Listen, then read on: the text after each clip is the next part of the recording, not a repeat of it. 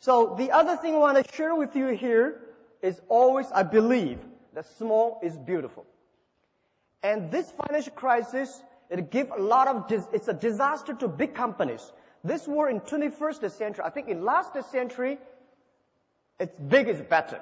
You have a big, factory, big amount, and, everything's big, is good. This century, in the 21st century, I always believe small is beautiful because it's not how fast your machine is. It's not how many equipments you have.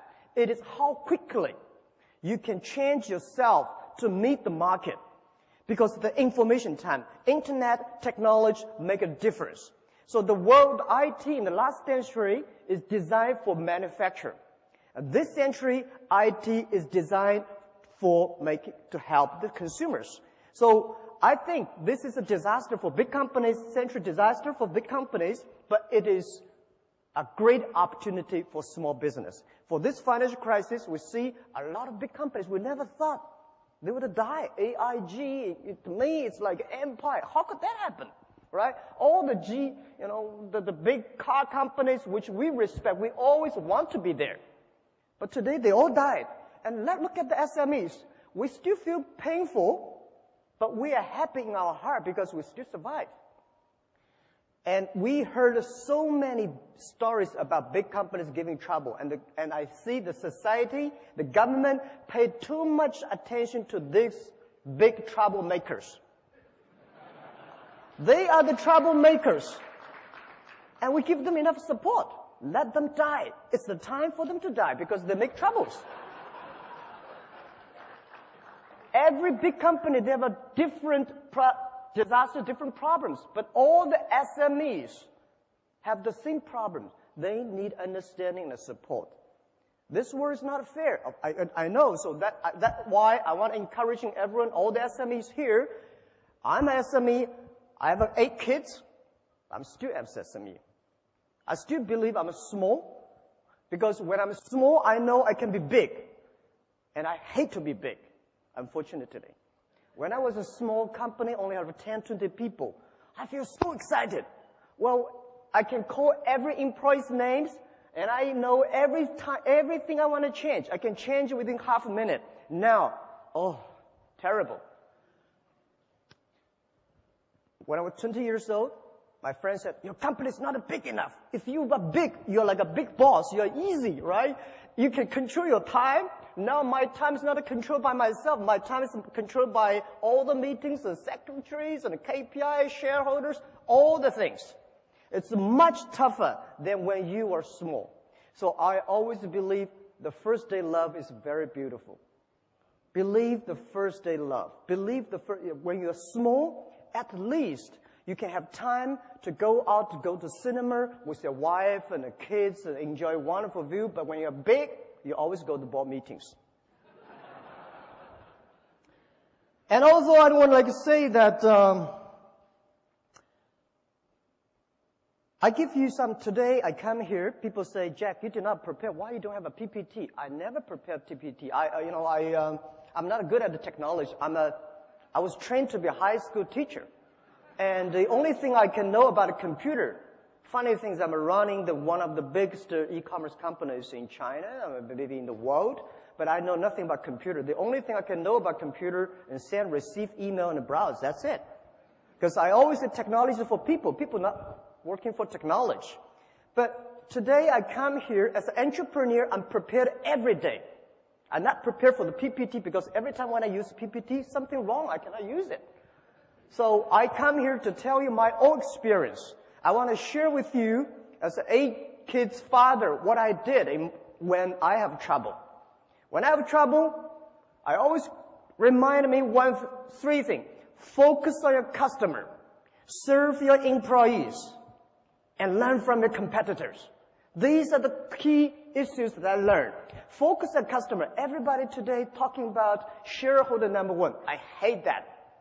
I think it's always customer number 1. It's the customer give you the money. It's the customer give you the innovations. It's the customer that make you happy. Because Year 1999 and year 2000, when internet bubble burst, we cannot get any money, we do not have revenues, we have nothing, but every day what I encouraged me go on was a letter of thanks and emails from my customers. Say, Jack, Alibaba, keep on, because you helped us. Someday we will help you. That's the dream I had. So today, when you believe shareholder number one, you only think about making numbers. You only think about revenues. You only think about how can make your stock market go up. And I let you know, no shareholders can be trusted. I tell you the truth. Well, our shares stock price, 2 years ago we listed at 13.5 Hong Kong dollars. Before that listing day, a lot of shareholders come say, Jack, we're long-term shareholders. Please give us more shares. We'll keep it. When the financial crisis time came, the day we IPO 13.45, we went up to $40 without doing anything good with 24 hours. And then the financial crisis came, $40 to $3 without doing anything bad. They all gone. Most of the shareholders, they're share traders. How can you trust on them? So rely on customers, because the customers stay with you. Customers grow up with you. Customers give you the money, give you the hope, give you the support. So focus on customer. And second is rely and serve your employees. It's your employee, it's your team that make the difference. That the employees, that make all the dreams realized. If we say, well, we have so many problems, and big companies have a problem in getting the innovations, how to make things happen. Well, because they did not listen to the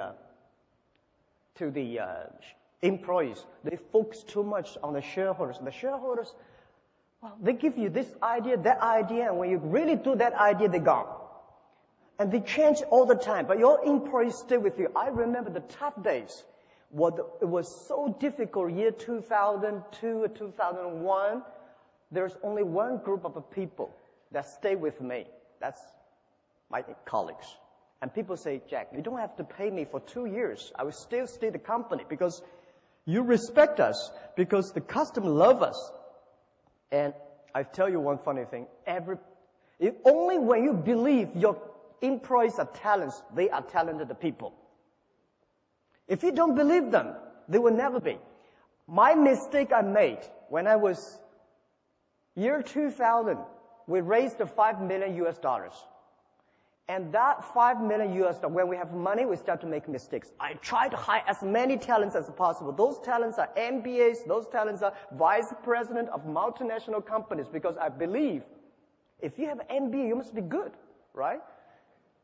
But when I hire these guys, oh my God, it's terrible. These guys came telling you strategy. I only have $5 million. I remember one of the vice president of marketing said, Jack, this is the budget for next year's marketing. I say, what is that? $12 million US. I said, I only have $5 million. He said, I've never done any plan below $10 million. When something wrong, it's always your fault. Because you never know. So try to find the right people, not the best people, all the employees. You try to find. So if you try to hire great people in your own company, which your company is not good enough at that time, just like a poor Boeing 7, if you want to put a Boeing 747 into a poor tractor, when that grows, your tractor never fly into pieces.